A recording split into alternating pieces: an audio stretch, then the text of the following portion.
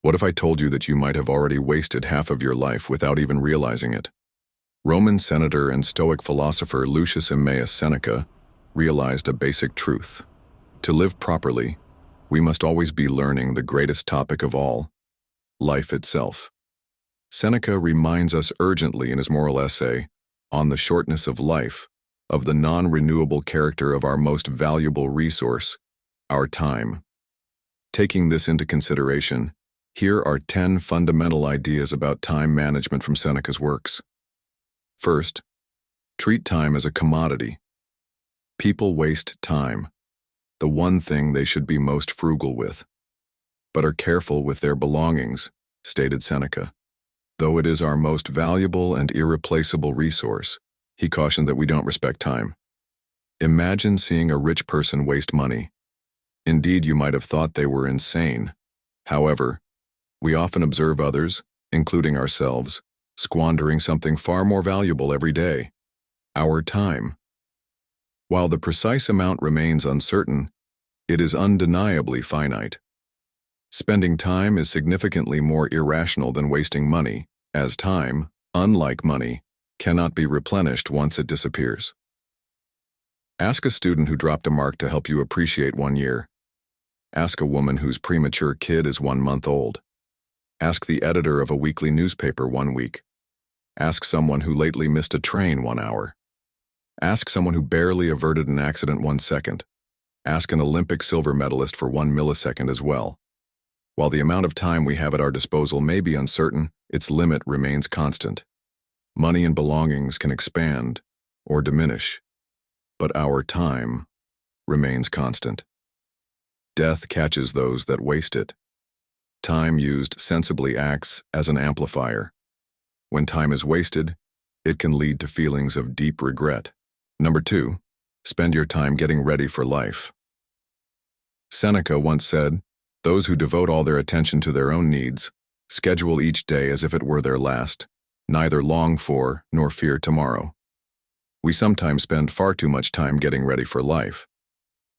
Seneca exhorts us to live now, to avoid postponing our pleasure, to avoid thinking our enjoyment is in the future. Seneca labels those who believe they can work hard until they reach 60 years old and then find happiness unacceptable. Our future is unknown and outside of our influence. The future we are striving toward might never show up. We let today slide past, unseen and unappreciated, so we were consumed with tomorrow. Then, on our deathbeds, we understand how fleeting and valuable life was, full of regret for not savoring it most fully. Time is like a rushing torrent to Seneca. If you were dying of thirst in a desert and came upon a stream, would you drink as much as you could, unsure of its longevity?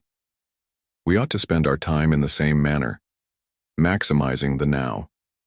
Though you should make plans for your 30s, 40s, 50s, and beyond, let nothing steal the priceless present. Choose to live in the moment, since only one moment at a time is what you can live. Third, live life for yourself. Seneca says, "You should not assume a man has lived long just because he has wrinkles and white hair. He's not lived long, just existed long." Everyone has desires. A dream house, a dream job, a dream relationship, and a dream trip. Most of us, however, find ourselves trapped in jobs we despise, simply to pay the bills, or in relationships we pretend to love because we can't live alone. Everything is swirling around you, and the modern world is full of things. We then persuade ourselves that we lack time and cannot afford to explore new interests. Being busy is always a decision. Engaging in activities we dislike is the best way to avoid truly living. We navigate through life, fulfilling our responsibilities but neglecting our own needs, mistaking action for presence. Making a life you love is the finest use of your time. If you are unsure of your own passion, ask yourself, if I had more time, what would I do? If I could change something right now, what would it be? You could discover your desire for a new career, start working on your fitness, or pick up a new hobby. You may start by getting up early and spending that additional hour doing things you enjoy. Time is priceless, and it is running away. The longer you wait to make changes, the more time you will spend working to realize someone else's dream. Number 4. Premeditatio malorum. Practice. Seneca reminds us that life goes forward even while we squander time dithering and putting off. Procrastination occurs when short-term impulses, such as doing nothing, take precedence over long-term obligations, such as completing a report. Within psychology, this is known as time inconsistency. The human brain favors the here and now, even if most of us value meaningful labor over lounging around. Premeditatio malorum, offers Seneca a means of combat. This suggests asking yourself, what can go wrong, before taking any action. This is a form of negative visualization. Once you've highlighted distractions or issues, you can schedule around them. You may avoid those fleeting urges by planning a time, place, and starting point, and noting distractions ahead. Seeing your goals increases your chances of following through by 2 to 3 times. Number 5. Instant, long-term rewards. Cutting things off is the biggest waste of life, Seneca notes. It promises the future and steals away every day as it comes, thereby denying us the present. Living is hampered most by expectation. The most significant task we tend to postpone is starting a new job. Even when you have eliminated distractions and are fully prepared to start at 8 a.m., your brain continues to search for reasons. Making that beginning effort less uncomfortable presents the toughest obstacle. The secret is expectation. When we postpone something good, we yearn for it. That is the difference between long-term benefits and transient urges. Starting something might be difficult since there is no instant gratification. Years away are sometimes the reward. On the other hand, if you combine your effort with the hope of a quick payoff, you provide yourself motivation to start. For example, if you procrastinate watching YouTube, establish a condition where you can only access it after completing a specific level of work. In this way, you reward yourself instantly for completing challenging tasks. Number 6. Maximize your available time. Seneca advises us, we waste a lot of our time, but we don't have to live for short. If only life were all well invested, a generous quantity has been provided to us for the finest achievements. It is long enough. We labor hard to acquire 2 things, free leisure time and money. We labor 8 to 9 hours a day to get leisure time, then squander it on pointless activities including talking, TV viewing, and pub drinking. You need to make a conscious decision to stop wasting your free time. Keep work time to a minimum even if you adore your job. You cannot easily undo those overtime hours. Most of us eat lunch right at our desks. Rather, we should exercise, read, or write.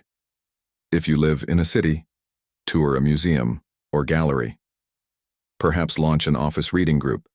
Make the most of your leisure time on weekends and evenings by meditating, reading, working out, journaling, whatever enhances your life.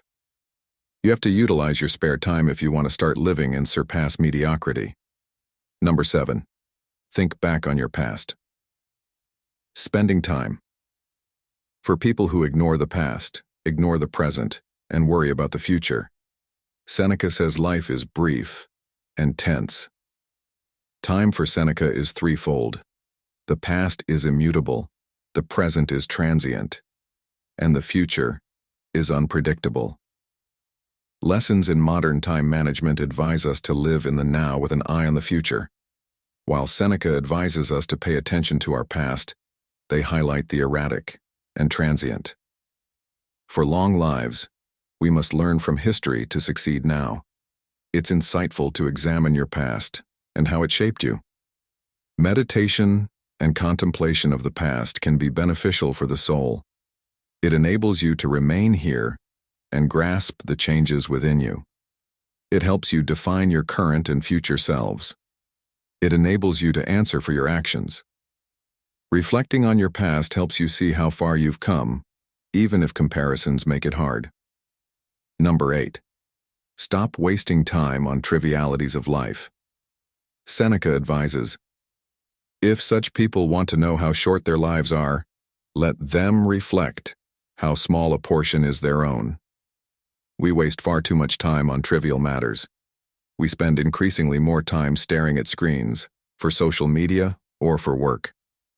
How frequently do we sacrifice our time for nothing but financial or social benefit? Playing a meaningless video game casually is wasting time you could be honing a talent, working out, or improving yourself with books, artwork, or music. That also applies to social media. Social networking is meant to eat your time, much as other open-ended entertainment. If someone asks for $20 all day, tell them to go. People ask for your time all day, though, and you merely give it away. Of course, we must primarily dedicate ourselves to living for ourselves. A person who says yes to everyone will soon find themselves living for others, rather than for themselves, and will lack time for herself. Happy people spend their time engaged in worthwhile and significant pursuits. Number 9. Invest your time making new memories. Seneca notes, you have been preoccupied while life hastens on. Meanwhile, death will arrive, and you have no choice in making yourself available for that. If you provide a rich man with money, he will attempt to double it through intelligent investment. Building new memories and following ideas yields the finest return, so we should spend our time sensibly.